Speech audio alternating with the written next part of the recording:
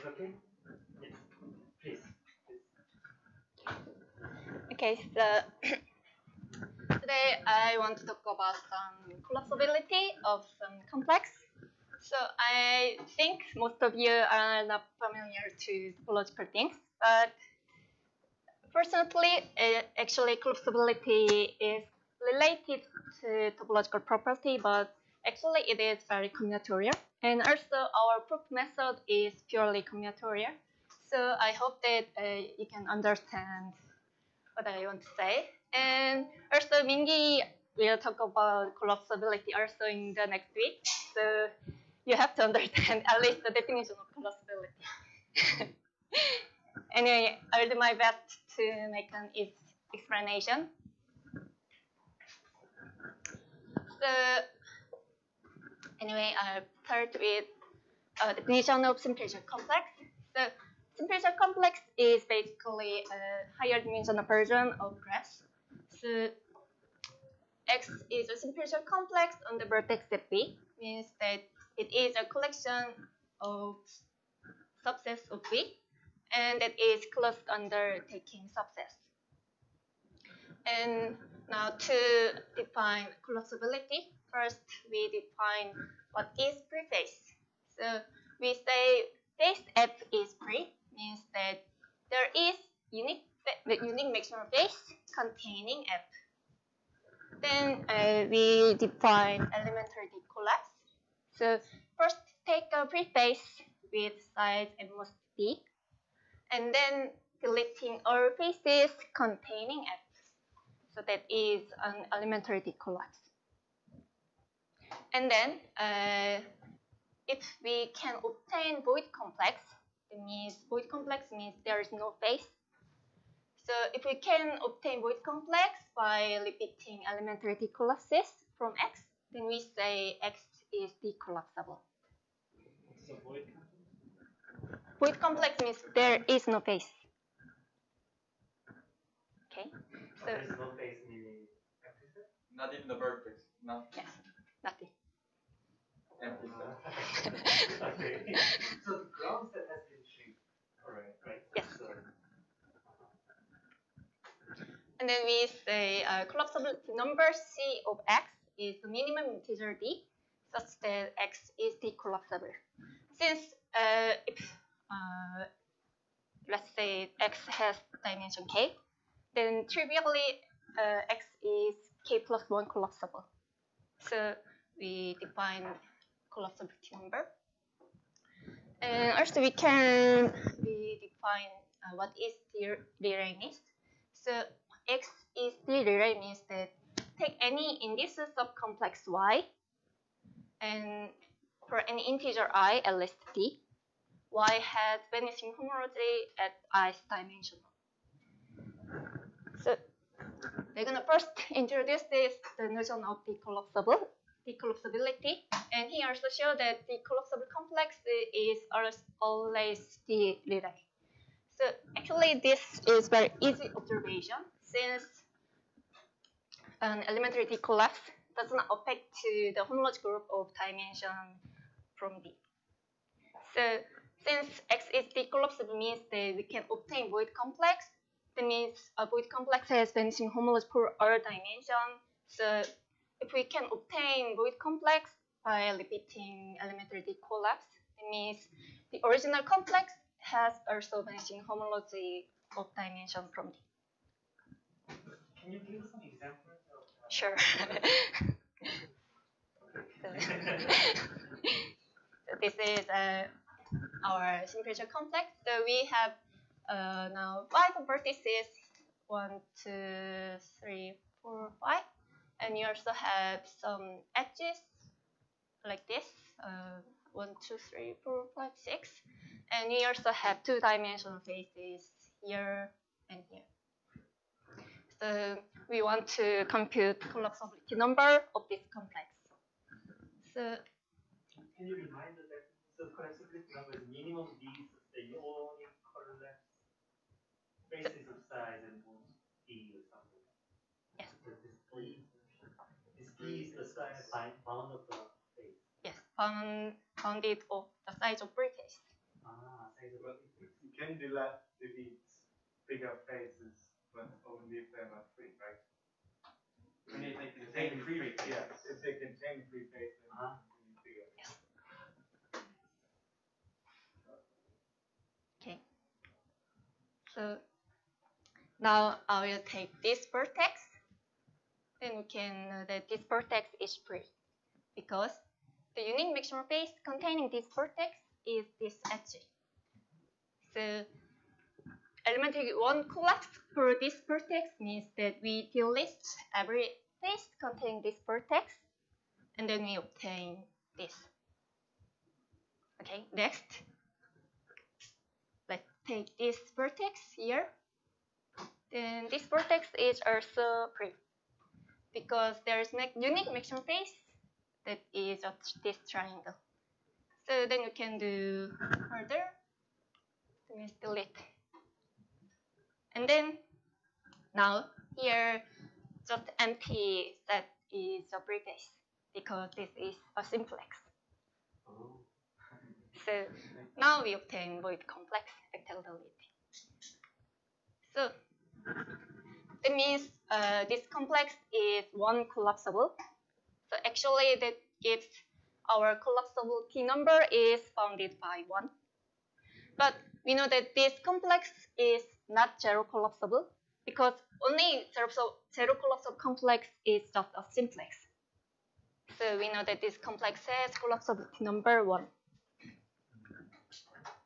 Okay. Why is this simplex zero collapsible? Why is this simplex zero collapsible? We can just take empty set as a preface. There's a unique maximum face. So there's unique face which is maximum and then empty. Yeah. And then everything is subset depth. Yes. So here is another example. So I'm gonna show that this complex has collapsibility number 2. That means it is 2 collapsible, but not 1 collapsible. So first, I want to show that this is not 1 collapsible. So let's try to find a preface with size -1. So here, if we consider this vertex 2, there is 2 maximum face containing this vertex. So this triangle 1, 2, 3, and also edge 2, 4. So that means this is not free. By same reason, the vertex 3 is not free. And also, vertex 4 has 2 edges, 2, 4, and 3, 4. So this is not free. So there is only one preface of size 1, the vertex 1. So we can delete vertex 1 by elementary 1 collapse. Then we obtain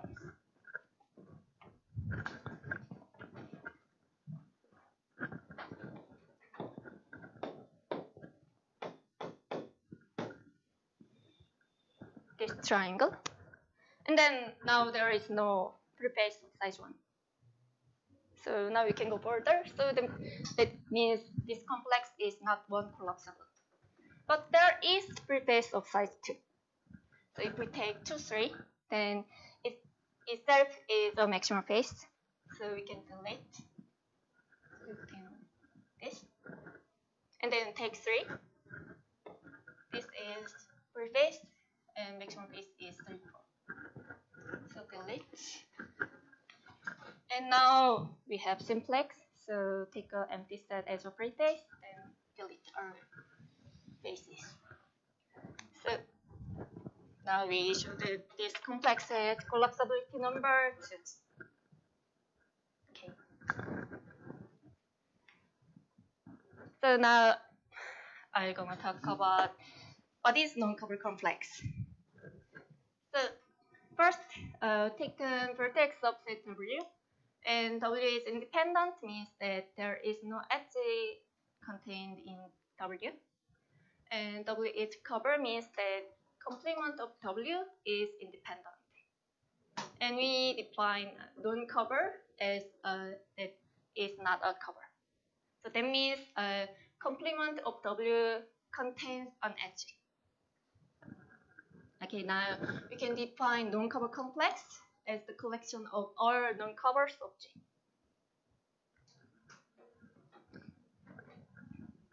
Okay, so now I will talk about some motivation of our research.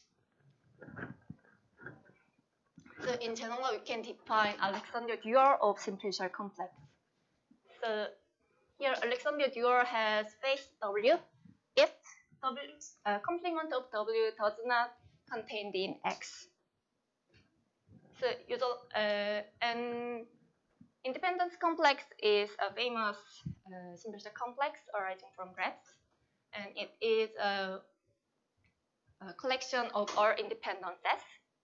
And we can easily observe that dual of independence complex is equal to non-cover complex by the definition of non-covers. And then because of this Alexander duality theorem, they are highly related, meaning that ith dimensional homology of T of X is equal to this V minus I minus 3 dimensional homology of X. So if we know that some information of one of two complex, then because of this theorem, we know the other information for the others. And since independence complex is very famous and there's many results known for independence complex, so mainly I will talk about homological connectivity. So what is homological connectivity? So that means we define eta of x that is a maximum integer I such that for any j L and most I minus 2, X has vanishing homology eta is dimensional. So that means this eta gives some bound for that this complex has vanishing homology from some lower dimension, from eta minus 2. And then, so this homological connectivity of independence complex is related to some domination parameters. So I will define some domination parameters. So first, for a vertex V, we say n of V is open neighbor of V. So that is a collection of vertex W that is incident to V.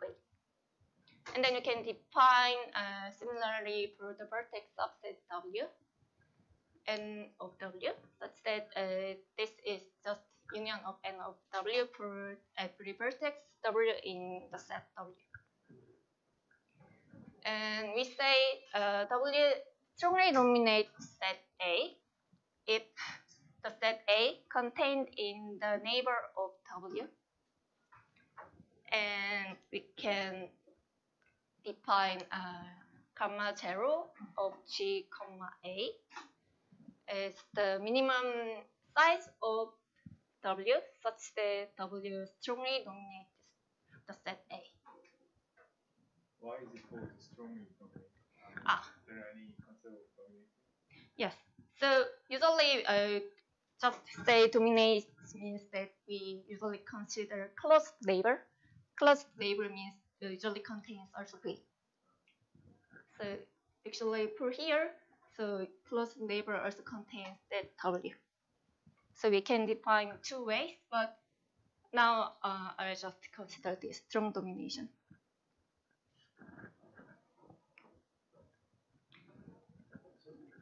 When you say homology is simplicial complex, what is the homology? What does it mean to take the homology of simplicial complex? Homology of simplicial complex? It's hard to explain. So usually,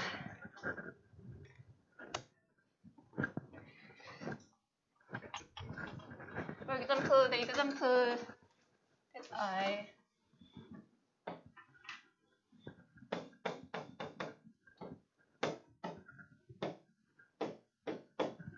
so in the topology, actually, this part can be shrunk to this part, slightly, continuously. So that means this complex actually want to pick one to a circle. Last one. So that means this complex has non-balancing homology.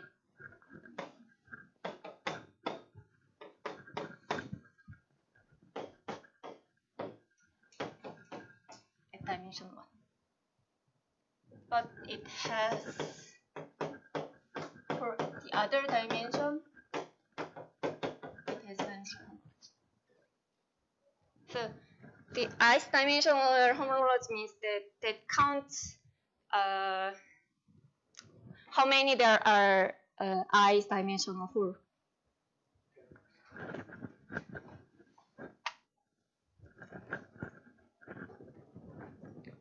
Okay, so now I will define 3 domination parameters.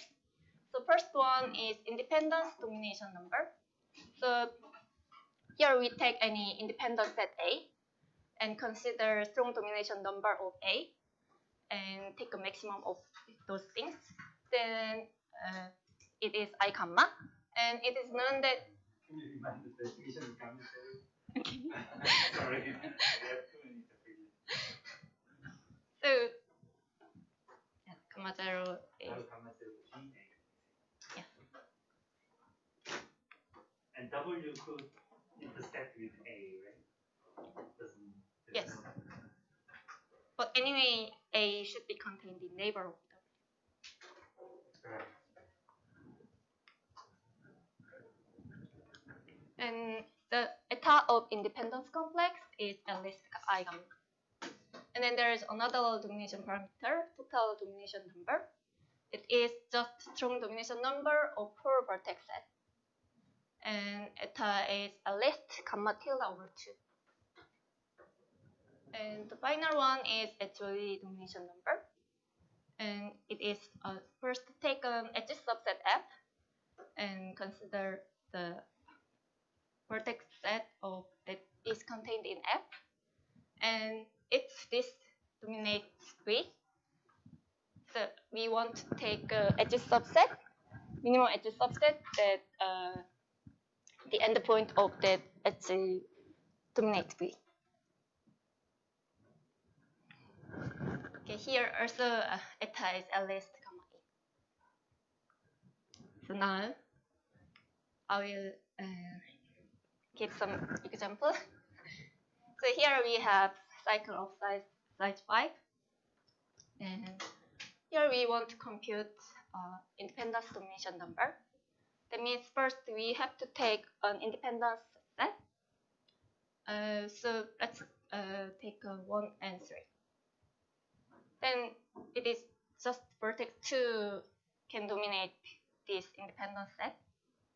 So, and by symmetricity, we can know that I gamma just equal to 1.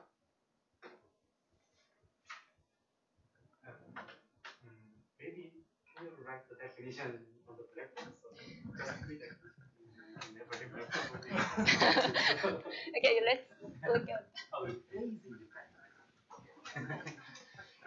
Maybe it's easier to have the definition there with the example on the blackboard. Oh yeah, that'd be good.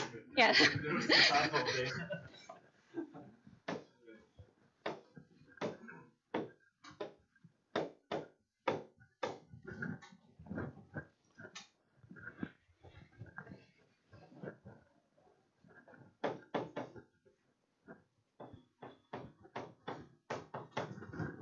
So here we take independence at 1 and 3.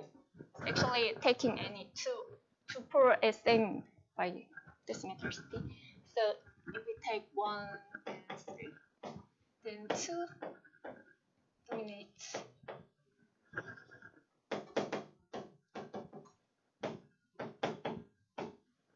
So actually, this I gamma equals to 1. And if we compute gamma tilde, it means we have to dominate all vertices. So if we pick vertex 1, then it dominates this 5 and 2. And if we want to dominate vertex 1, then we have to take vertex 2 or 5. Let's say that we take vertex 2. Then it dominates vertex 1 and 3. So now we have 4. So we have to take 3 or 5. So that means gamma tilde should be 3.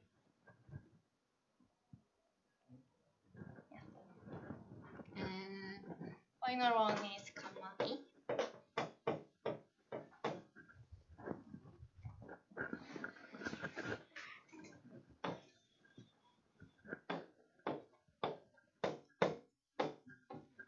Let's say that we first take this edge. Then these two vertices dominate these 4 vertices, and then we want to take this vertex 4. Then anyway, we have to take one more edge. So gamma E equal to. What is you've got all these inequalities, you take a I of G, what is that? Homological connectivity of independence complex. Yeah.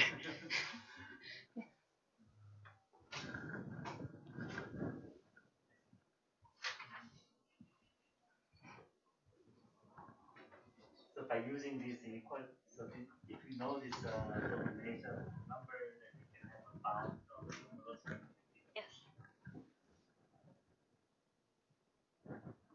So since we know that some bound for this homological connectivity of independence complex, and we also know that dual of independence complex is non-cover complex. So by using Alexander duality, we can translate this result to about non-cover complex. Then is there any relation between these Domination parameters? Yes. So usually I think gamma tilde over 2 is bounded by gamma E. And so this is a little stronger bound. But for I gamma, there's no relation to the others.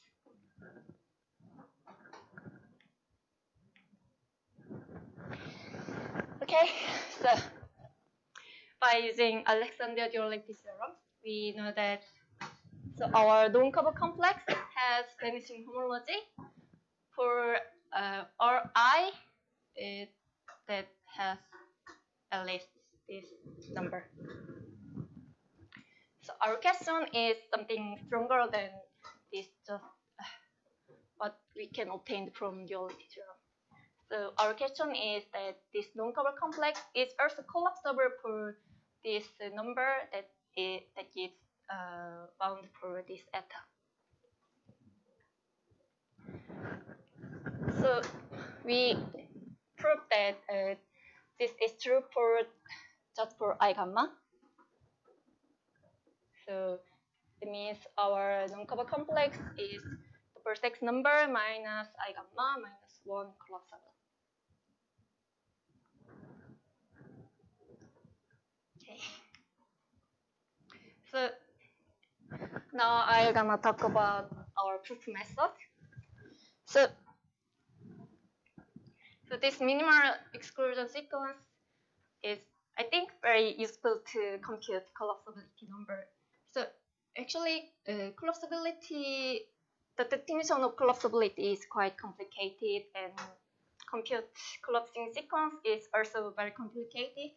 So this is very, sometimes this can be computed easily. So this is our main purpose to introduce this method.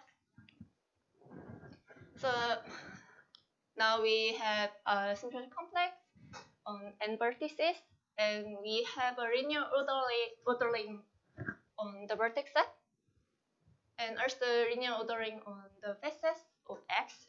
Here, facet means that maximum face of X. And take a base sigma and we want to define minimal exclusion sequence. So anyway, we collect our pieces. That means there should be some I that contains sigma I. That there should be some I that sigma I contains sigma, and take a smallest index. And if I equals 1, that means sigma contained in sigma 1. Here we define our sequence is null space, null sequence. And if I is at least 2, then our sequence has length I minus 1. And here the first element is the minimal element in the sigma minus sigma 1. So here the name minimal exclusion sequence means that we want to take minimal element, but not contained in sigma I. So that's why the name is minimal exclusion sequence. Symbolize some things. Yes. Given an ordering of facets, try to get another sequence.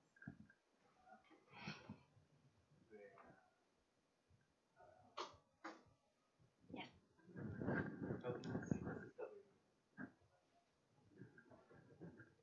So first define W1, and then say that we define from W1 to WK minus 1. Is a vertex? Sorry? Is W on a vertex? Yes. Vertex on X. According, so it means according to that linear. Given the linear ordering of the vertices, you choose Yes. the minimum one. And then iterate.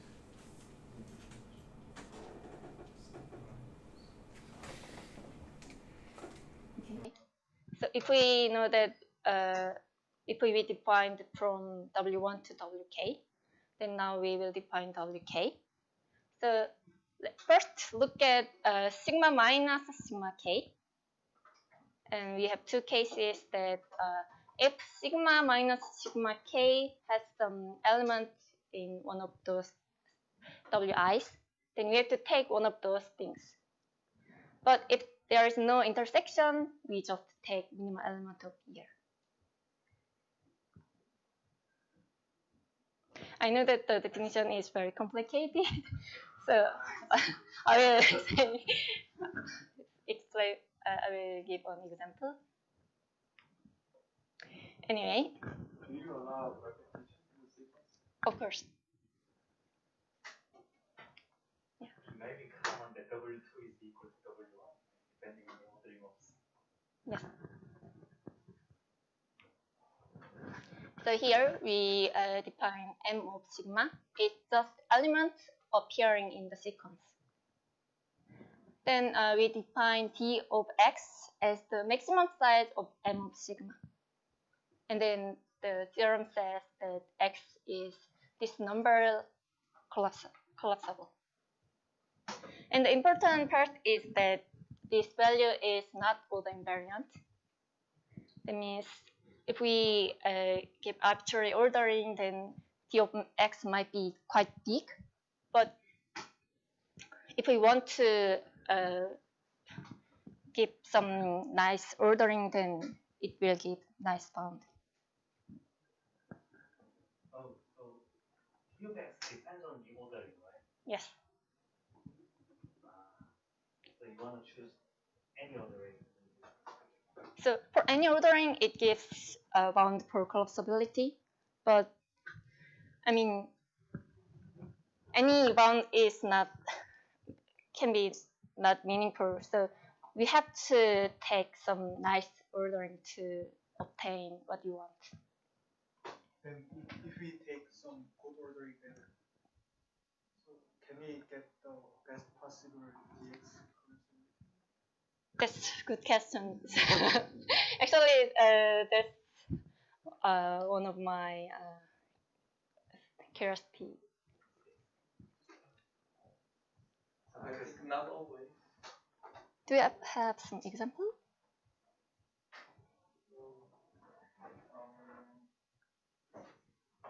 can't think of the example, but the proof of this theorem includes, it's about the link of the minimal vertex in the first sigma 1. Mm-hmm. So it needs the collapsibility and some strong property of the in terms of collapsibility for the link of some vertex, but I think it doesn't hold in arbitrary case. I don't know exactly. So the question was like whether or not there's an ordering where Cx is equal to Dx. Right? Yes. Probably no. Right? Otherwise, there's no reason to define. Okay, so this is an example. So I will consider non-cover complex of this path with 6 vertices. So now we so note that every facet of non-cover complex is actually a complement of an edge. So now since we have 5 edges, so that means there is 5 facets. So now we define our sigma 1 is complement of 1, 2, and sigma 2 is complement of 2, 3, and 3, 4, and 4, 5, and 5, 6. And now I want to compute this sequence for base 1, 2, 3, 4.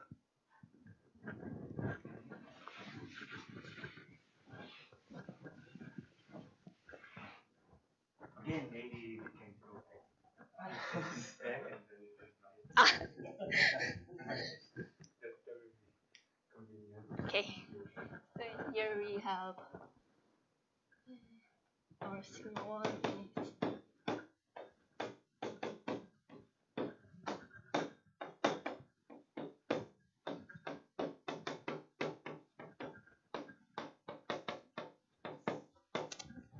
and we want to compute.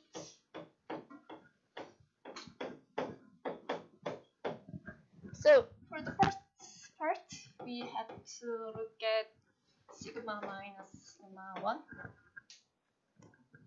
It means 1, 2, 3, 4 minus 1, 2, complement. Then actually is 1, 2, 3, 4 intersection of 1, 1, 2. So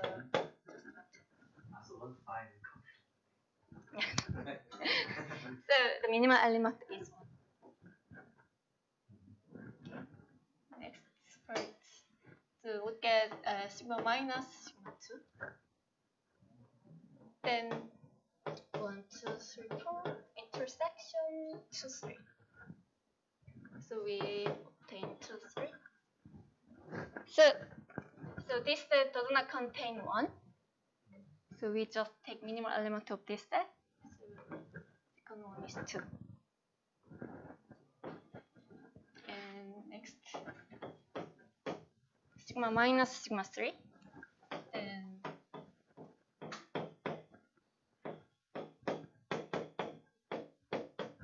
And also this set does not contain 1 and 2. So just take minimal element 3. And here.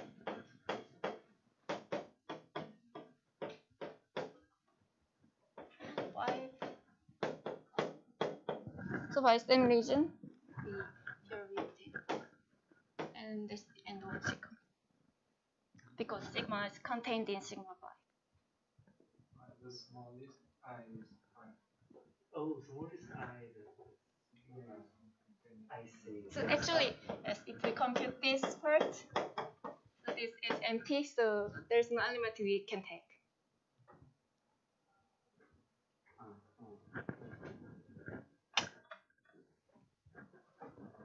Okay.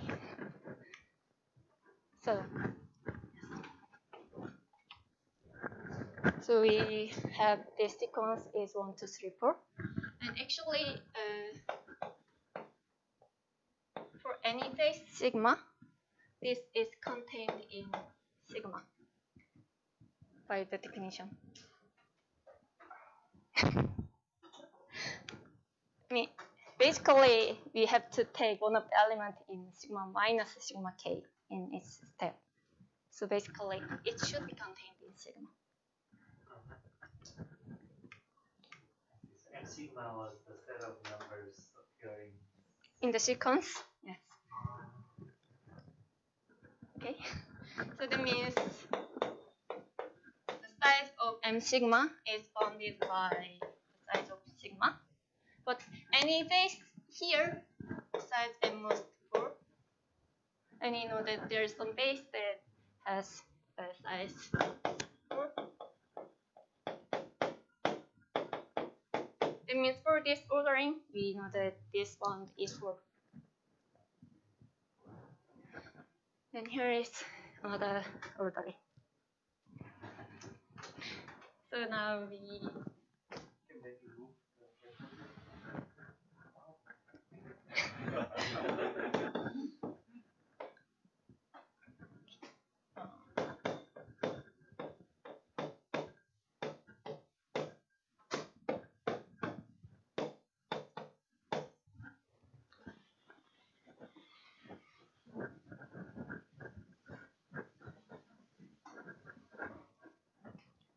and by similarly, we want to take we want to compute minimal exclusion sequence for this base. 4, 5, 6. And then look on. So this part should be 3, 4, 5, 6. Intersection of 5, 6. So minimal element is 5. And next one is this. And since this set contains 5, we have to take 5. Okay. And then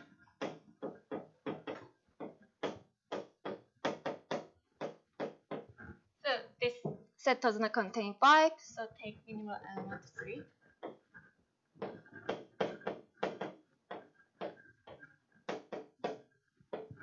So now we have to take 3. So we obtain this sequence. And I want to compute this sequence for 3, 4, 6. Actually, this is contained in this space, but the sequence looks quite different.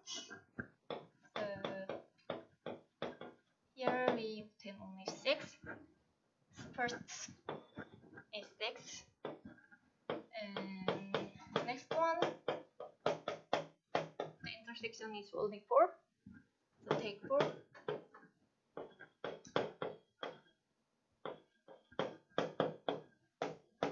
And here, so it contains 4, so we take 4.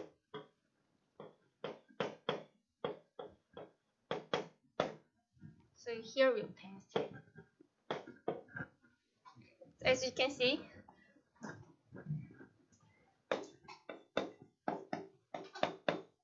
this one it has size 2, but this 3 and this one is 2. So this one is sub-base of this, but the size of this part can be larger than this. And actually, here for this ordering, we can show that this d of x is equal to 3. And then actually, this is optimal value.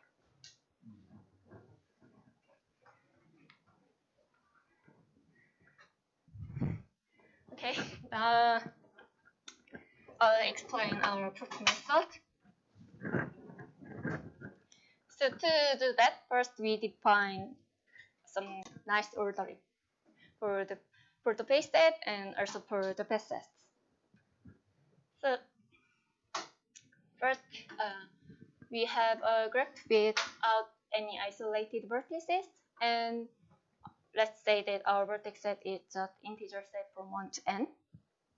And we just say that S bar is just complement of S.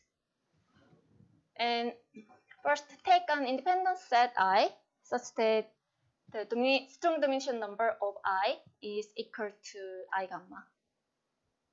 And we assume that size of I equals I.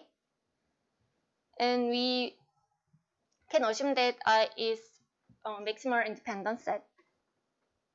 And then we will give a vertex ordering that every element in I is bigger than the other element.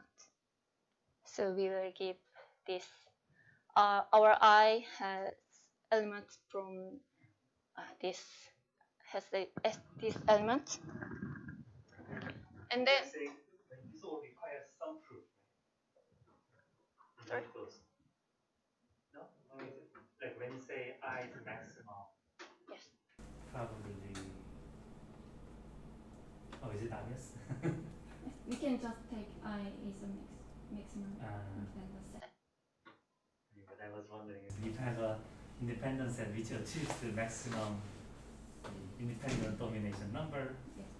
and it doesn't have to be maximum independent set, but Yes, but if we take larger one, then it becomes harder to dominate. So right, that's right. So it's okay. So that's why it's maximum. So, and then we have to define ordering of facets. So first take two edges, A1, B1 and A2, B2, and we define A1, B1 is less than A2, B2. First, if we compare B1 and B2, so either B1 is less than B2, or B1 equals to B1 and A1 is less than B2. So this is an ordering of edges of G. And then take any two facets, sigma and tau. Then we know that complement of sigma and complement of tau is just an edges. So we define sigma is less than tau if sigma complement is less than tau complement. Is A1 is smaller than B1? Yes, I think yeah, we have to assume that A1 is less than B1 and A2 is less than B2. Oh. Yes, that's important. Okay. So now we have ordering of facets. And then we need some lemmas. So the ordering is some kind of lexical back. yes, reverse lexicographic order. So you prefer, okay, can I go back to Alright, so for two edges, the bigger ends, you first compare bigger ends, and if they're equal, then you compare the smaller ends. For two facets,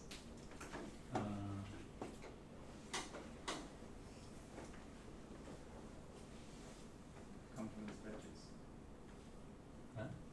What's that? Facet is a complement of an edge. Oh, facet is a complement of the edge, so that's why, okay. okay. You just missed one edge. Yes. Alright. So here our lemma one is, so basically to compute T of X, we have to compute minimal exclusion sequence for all faces, but I don't want to do that. So that means I need some lemma like this, like it is enough to compute some special cases of faces. So if we have two face sigma and sigma prime, and if it satisfies some conditions like this, then they have same sequence. So by using this lemma one, that reduces some cases. So okay. So that means if sigma complement and sigma prime complement coincide with this I complement, and this set contains an edge, then we can show that these two have same sequence. So for the proof, let I be the length of this sequence of sigma. That means sigma is contained in sigma I plus 1, and sigma is not contained in sigma j for any j less than I plus 1. And easy observation is that any edge between I and I bar is larger than any edge in I complement. Because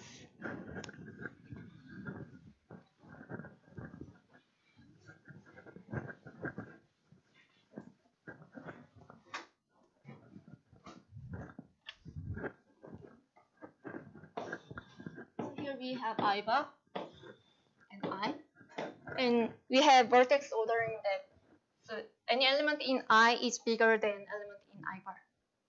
So if we have edge like this and compare the edge like this, then because this element is bigger than the others, so that means this edge is bigger than this edge. Okay, and we assume that this sigma bar intersect I bar has an edge, and we know that sigma I plus 1 bar contained in sigma bar. And so this is just an edge. That means this should be minimal edge contained in sigma bar because of the minimality. And we know that sigma bar contains some edge in this part. So that means this edge should be contained in I bar.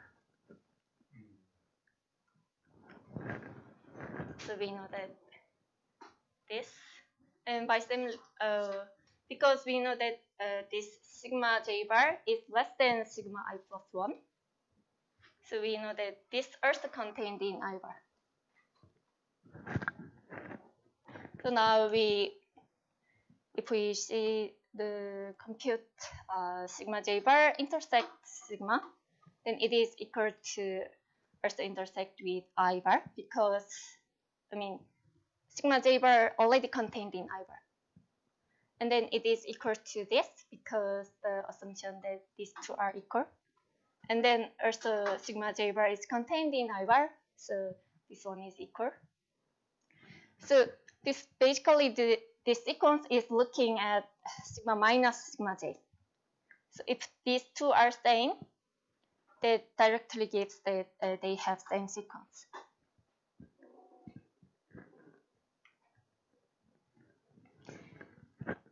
Okay. Now this is lemma 2.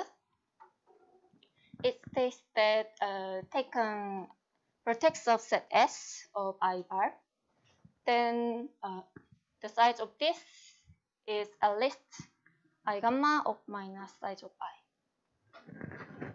Here we have picture.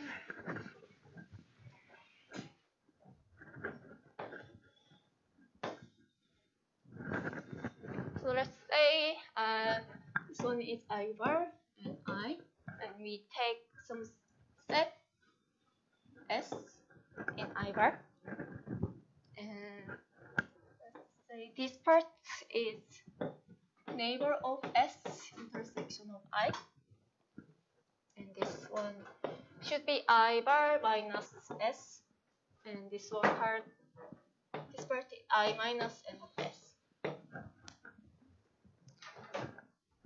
And first, we want to take S such that this reference part is minimum. And also subject to 1, we want to take S, size of S is maximum. So it is enough to show this inequality for this set S. And then, so first what we want to show is that so take an element in I bar minus S has at most one neighbor on this part. So let's assume that there is some vertex here that has neighbor at least 2 of this in this set. Then what happened? So let's say this vertex is V, and consider S union V. Then compute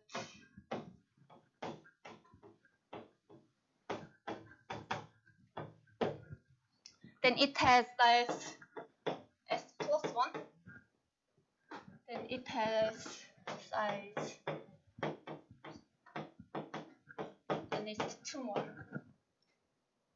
So that means that value is less than the original value. So that is the contradiction to the choice of S. And by also, if there is some vertex that has only one neighbor like this, then here we obtain this. So that means the left part is same, but we have the set of this part has size 1 bigger. So this is also contradiction to the condition of 2. So that means there's no edge like this. So that means we can obtain that. So that means n of s containing I. So in other words, the set S dominates I. So that means a size of S is at least I gamma. So we obtain the result what we want.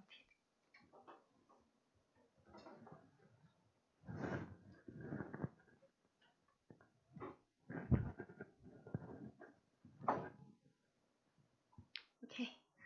So now we are ready to prove our main result. So this is a reminder. So we are going to use this result that x is dx collapsible and dx is the maximum size of m of sigma. So what we want to show is that size of m of sigma is bounded by this number for any phase of non-cover complex.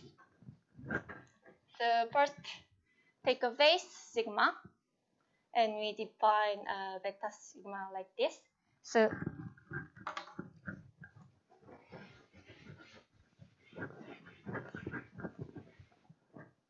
we have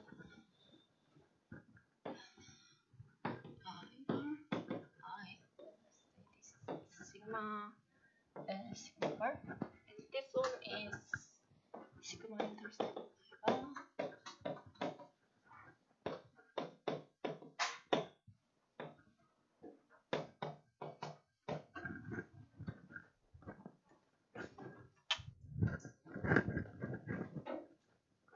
So this beta of sigma means that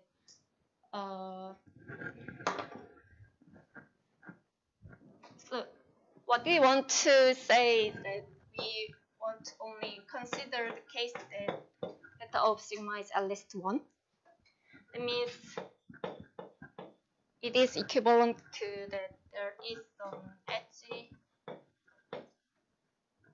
between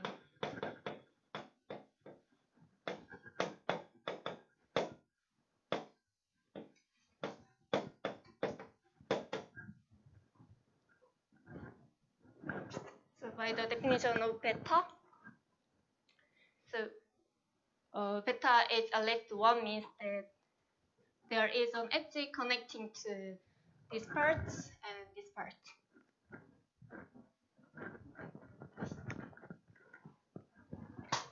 So first, suppose that beta equals 0.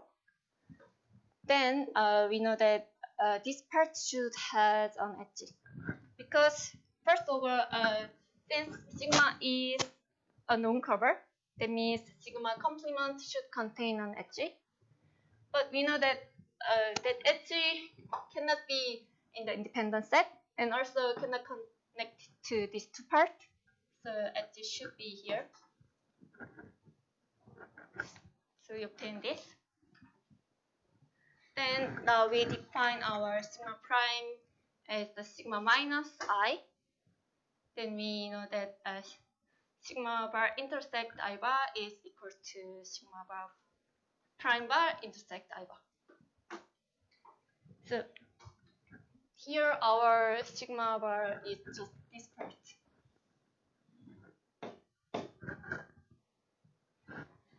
And this part, now sigma bar intersect I.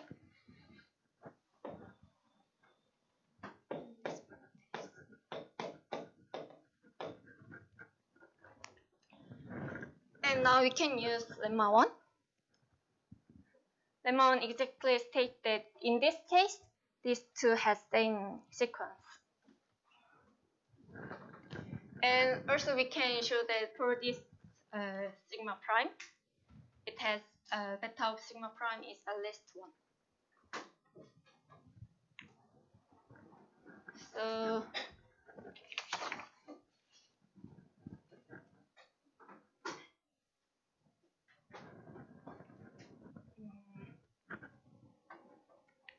So we want to show that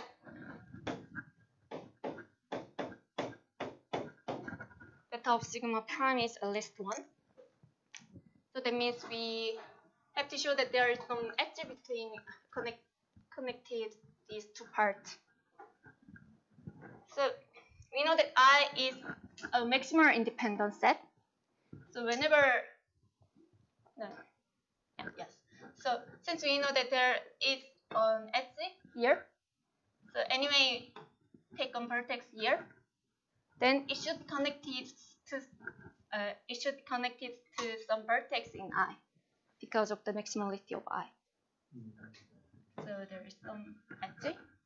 So it gives that beta is LS1. So it is enough to show that it is enough to prove the case that beta is LS1. Now we almost done. So we want to give a bound for this number. So basically this one is equal to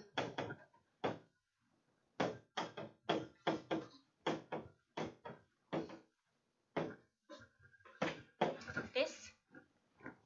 And we know that M of sigma is contained in sigma.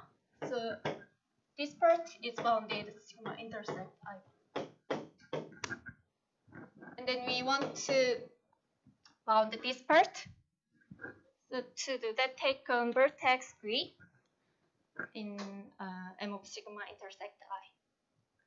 Then we can show that V is a neighbor of some vertex in this set.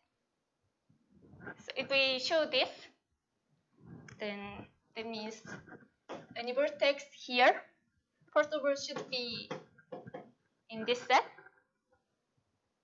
and also neighbor of this set. So this one is our first inequality. So to prove this, so take a vertex.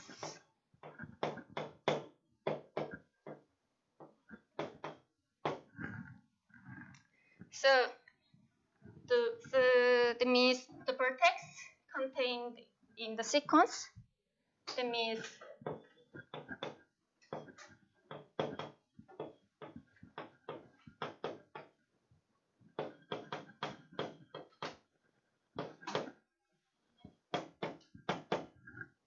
we should be minimal element for some facet sigma I. Because if we look at the first time that we appearing in the sequence, it should be minimum element of this set.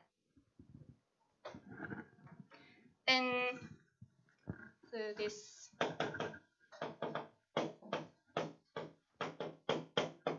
and we know that this sigma I bar is just an edge. That means anyway this edge should contain V. So it looks like V and W for some vertex W. And we know that V is an element in I. That means W should be in I bar. And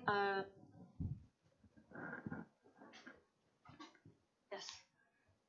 So if this set equal to VW, since we know that W is less than V, because we gave on vertex ordering that every element in I is bigger than element in I bar. So if in this case, we cannot be the minimal element of this set. So that means it only contains the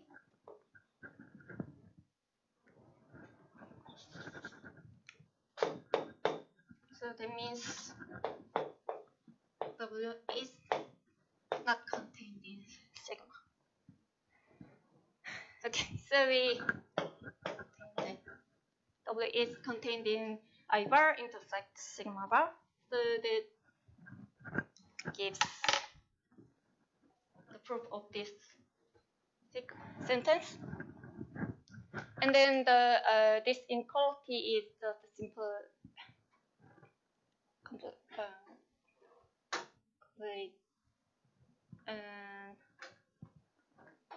yes.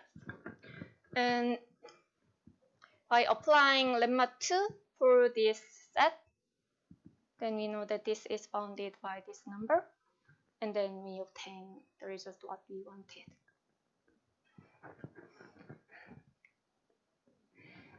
Okay, so now naturally we can ask whether is it also true for the other domination parameters. So we can ask for the gamma tilde and also for gamma A. So we tried to prove this bound for using this method, but we didn't succeed. But maybe, yeah, there might be some good ordering that can give this bound. Did you say earlier that there's some relation between gamma tilde over 2 and gamma E? Yes.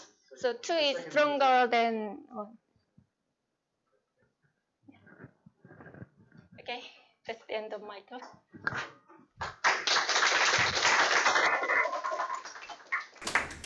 Okay, any questions?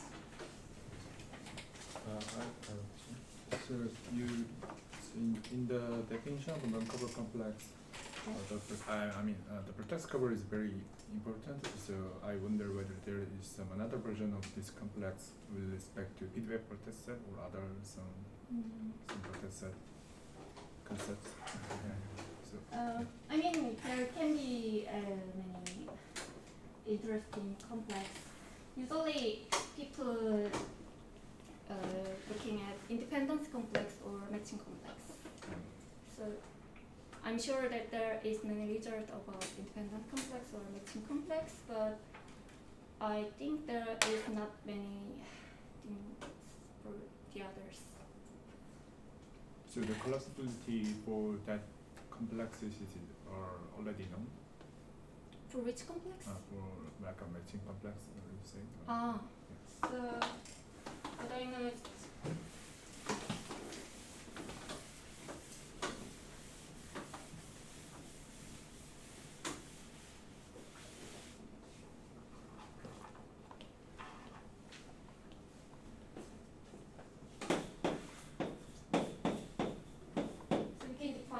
this bounded matching number complex. The definition is we take match subset and we want to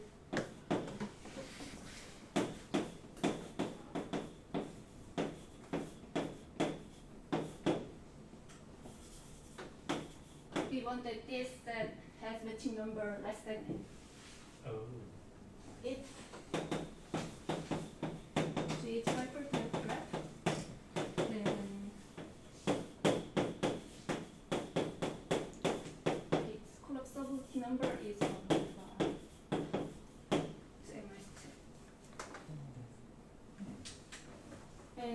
general, I think for the collapsibility number, there is nothing known, but we can define Rayleigh number by similarly.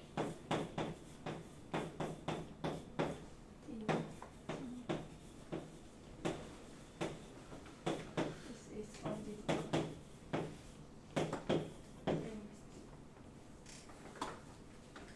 so that's quite recent results of Simon.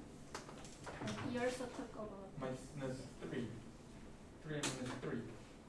yes.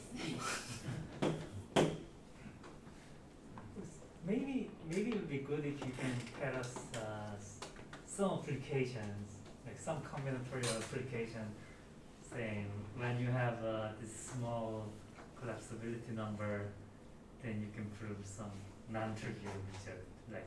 Yes.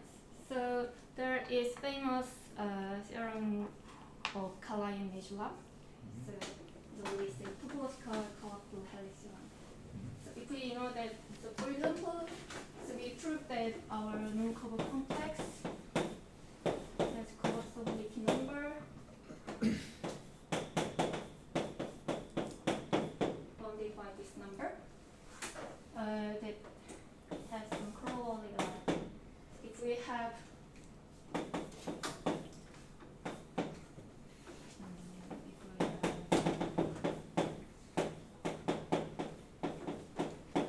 so if we have one bigger number than this one covers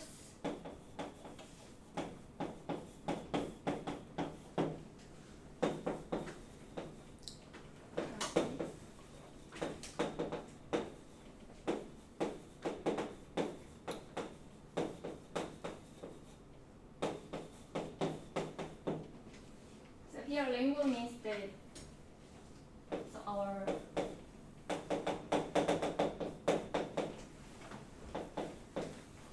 set can be colored by different from different sets.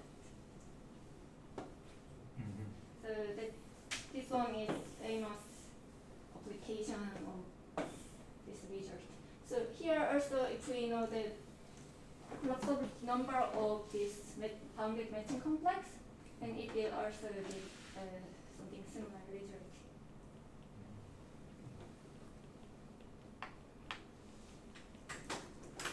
I had another question. So probably because of this duality, Yes. we knew this color already, right? Or is it? No, No? Oh, So- that's not implied. just know that. I mean, we know that. So here we know that the eta of independence complex is an SI gamma. So this one does not sufficient to give this color. But actually, Because for this is a obtain this hardcover. thoroughly, actually showing Rayleigh a misbounded with some number, then it gives this result. Because collapsibility is a little bit stronger than Rayleigh is. I mean, and in one slide you mentioned that because of duality you expected Rayleigh number, is it something? Yes. Or independence complex? No, non-cover complex, right? I mean, this result is a little bit stronger than this.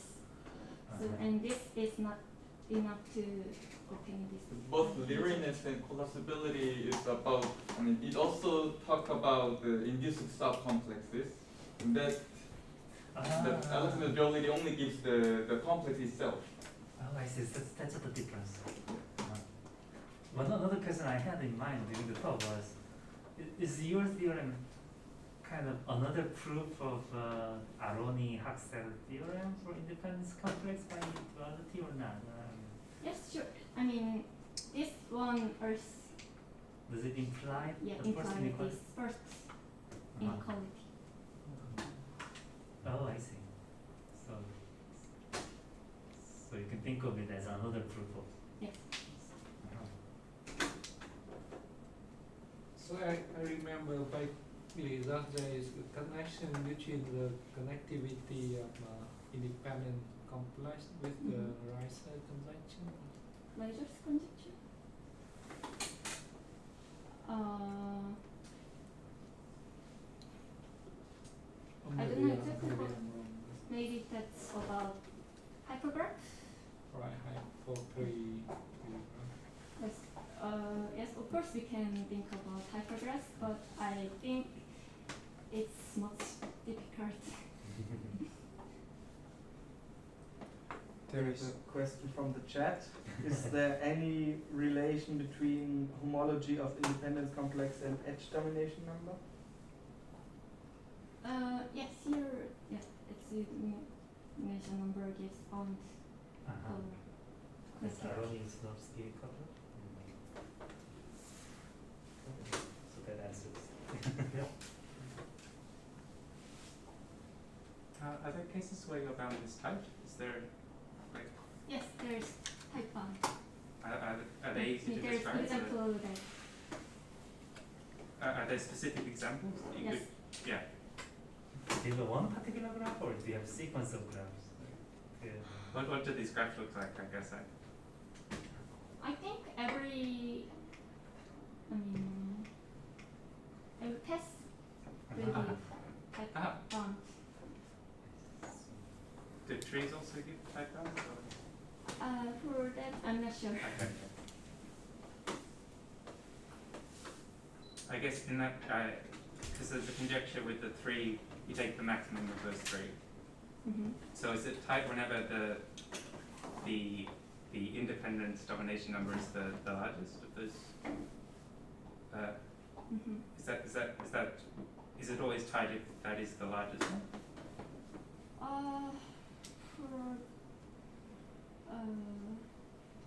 I don't know also.